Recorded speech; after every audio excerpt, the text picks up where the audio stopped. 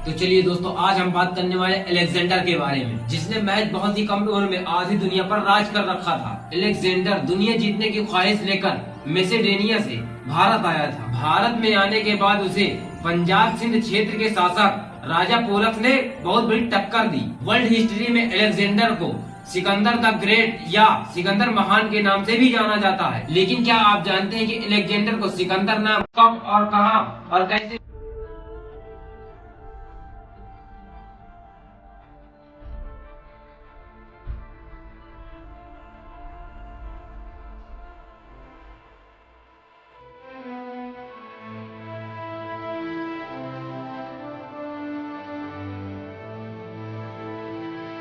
मैसेडोनिया के एक बच्चे ने महज 12 साल की उम्र में ब्यूसीफेलस नाम के जंगली और बिगड़ैल घोड़े को काबू करके भविष्य के महान शासक होने का संकेत दे दिए। और ये जंगली घोड़ा उस बच्चे के साथ पूरी जिंदगी भर रहा। वे बच्चा कोई और नहीं, अलेक्जेंडर द ग्रेट था। सिकंदर ब्यूसीफेलस पर सवार होकर दुनिया जीतने निकला।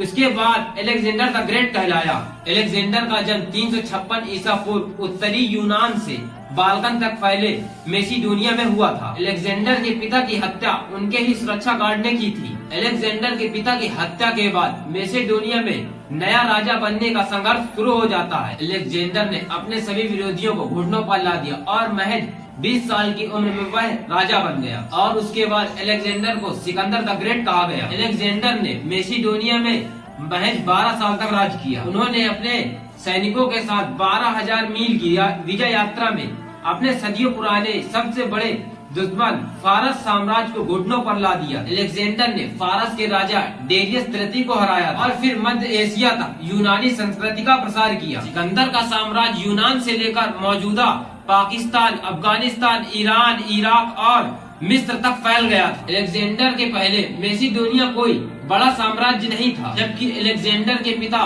फिलिप द्वितीय ने मैसेडोनिया को एक संयुक्त राज्य का रूप दे दिया था। अलेक्जेंडर उनकी तीसरी पत्नी ओलंपियास के बेटे थे। तो चलिए अब बात करेंगे अलेक्जेंडर का नाम सिकंदर कब, कहां और कैसे पड़ा। जब यूनान के राजा सिकंदर द ग्रेट ने अपने सदियों पुराने दुश्मन फारस को घुटनों पर लाकर विजय हासिल की तो फारसियों ने उन्हें सिकंदर कहा।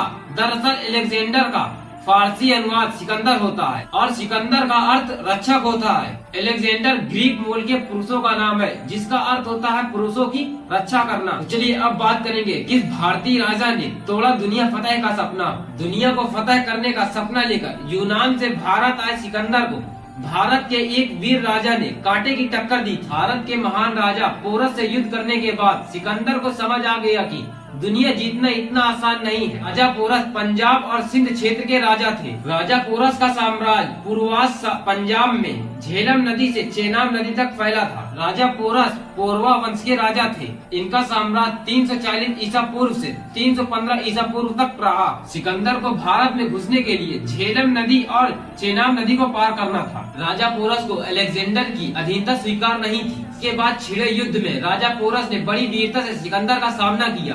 पोरस की सेना ने सिकंदर की सेना का छक्के छुड़ा दिए। तो चलिए अब बात करेंगे अलेक्जेंडर की पहले ही दिन भारत में कैसे हार हुई। पहले दिन सिकंदर के कई सैनिक जख्मी हुए।